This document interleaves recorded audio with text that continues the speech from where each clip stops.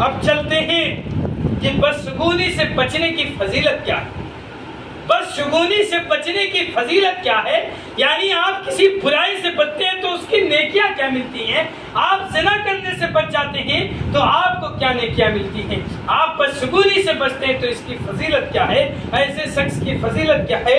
बदशगुनी से बचकर रब्बुल आलमीन पर पुख्ता एतकादो ईमानो तवक्कुल करने का फायदा ये होगा, यानी बदशगुनी से बच करके, नुहूसत से बच करके, किसी चीज को बुरा ना मान करके अल्लाह रब्बुल इज्जत पर पुख्ता ईमान और तवक्कुल करने का फायदा ये है कि रोज़े क़यामत अल्लाह ताला ऐसे शख्स को बगैर हिसाब तो किताब की जन्नत में दाखिला फरमाएंगे।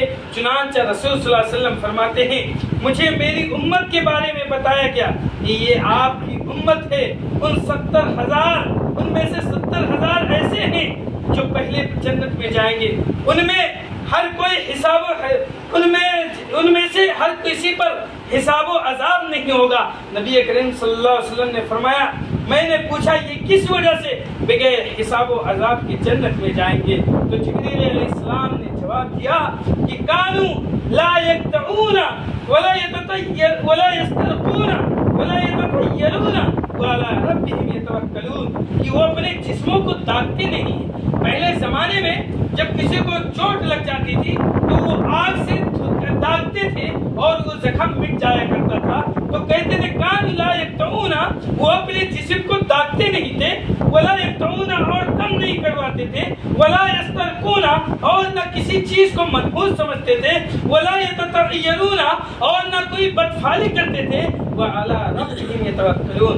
अगर उनके पास कोई चीज था तो वो रब का भरोसा था। अगर मजबूत कोई चीज था, ईमान मुकम्मल था, अकीदा पुख्ता था, तो वह रब कायनात रब पर भरोसा था। मेरे भाइयों, हमें और आपको चाहिए कि हमारा ऐसा भरोसा होना चाहिए। अगर हम उन 70,000 लोगों में आना चाहते हैं जो बगैर हिसाब और किताब की जन्नत में जाना चाहते हैं, तो हम भी ऐसे अमाल करें।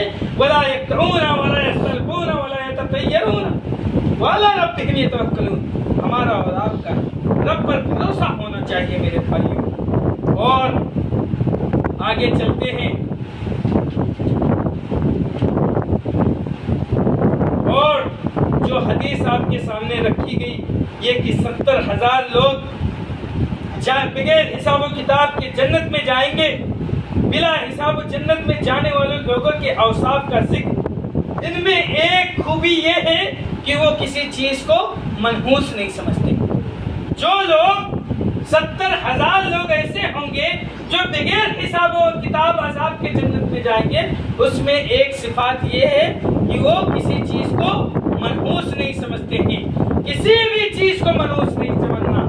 आज हमारे अंदर भी ये चीजें बहुत तेजी से आती जा रही हैं और हमारे घर की औरतें खुसूसन और हमारे वो नौजवान जिनको दीन इस्लाम से कोई ताल्लुक नहीं, वो भी उन लोगों की बातों में आ जाते हैं।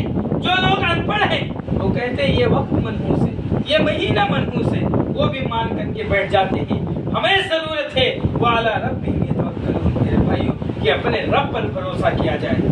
सारी दुनिया से कटकर, दुनिया की तरफ कोई काम की नहीं। ये दुनिया बहुत बेवफा दुनिया है। ये दुनिया किसी का होकर नहीं रहती है।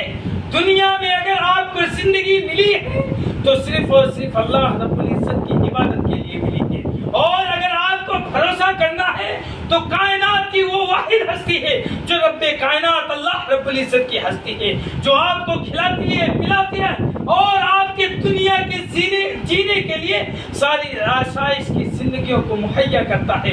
आपको गर्मियों में पीने के लिए ठंडा पानी फ्रीज मुहैया करता है। मेरे भाइयों, ऐसे रब पर भरोसा करने की जरूरत है। दुनिया की सारी तरह को छोड़ करके एक अल्लाह रब्बुल इज्जत पर भरोसा कीजिए। कोई चीज आप हमारे और आपके दरमियान मनहूस नहीं है।